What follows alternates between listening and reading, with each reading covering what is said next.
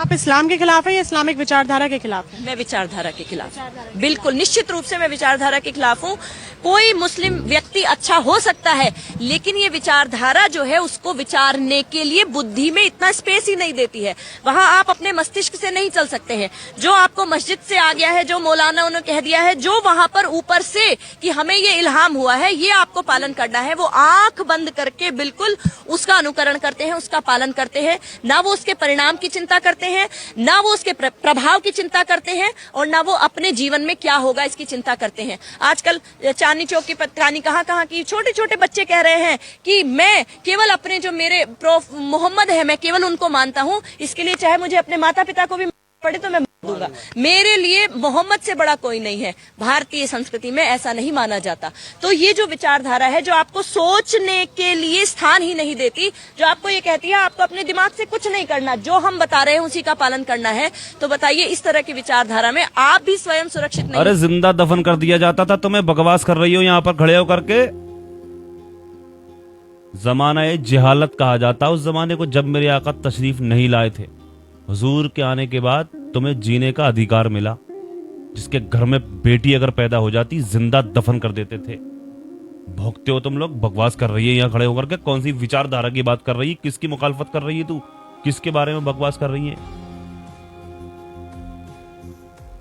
हाँ, हुजूर पर जान कुर्बान, जान माल माँ बाप सब कुर्बान, मेरे आका पर सब कुर्बान कि मार देंगे। ये कौन सी किस तरह की कौन सी विचारधारा की तू जिसके बारे में बुराई कर रही है, जिसकी मुखालफत तू कर रही है, जिसको तू बुरा भला कर रही है, जिनकी विचारधारा के तू खिलाफ बोल रही है, उन्हीं के जरिए से तू आज तुम लोगों को बोलने का, रहने का, जीने का अधिकार मिला है।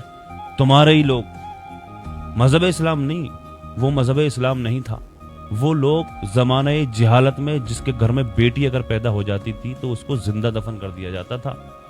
हाँ, तब ये विचारधारा जो आज चल रही है ना, तुम खुल करके बोल रही हो यहाँ पर, जो अधिकार मिला, जो हक मिला जीने का औरतों को, खवातीन को, तुम जैसी पाखंडी लोगों को, ये तुम्हें मेरे आका की वजह से मिला है। ये बकवास मत क्या करो, अपने धर्म पर ध्यान दो तुम।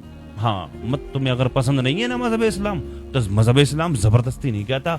मजहब इस्लाम की विचारधारा को मानो, मजहब इस्लाम को तुम फॉलो करो, मजहब इस्लाम को तुम कबूल करो ना। हम नहीं कहते, मजहब इस्लाम नहीं कहता। तुम्हें बुरा लगता है, कोई मसला नहीं है, नहीं, तुम्हें जो अच्छा लगता है वो तुम करो। तुम अपने धर्म को देखो, तुम्हारे धर्म में किस तरीके के मामलात हैं, तुम्हारे धर्म में किस तरीके की जो भी चीजें हैं, किस तरह तुम्हें करना है तुम करो।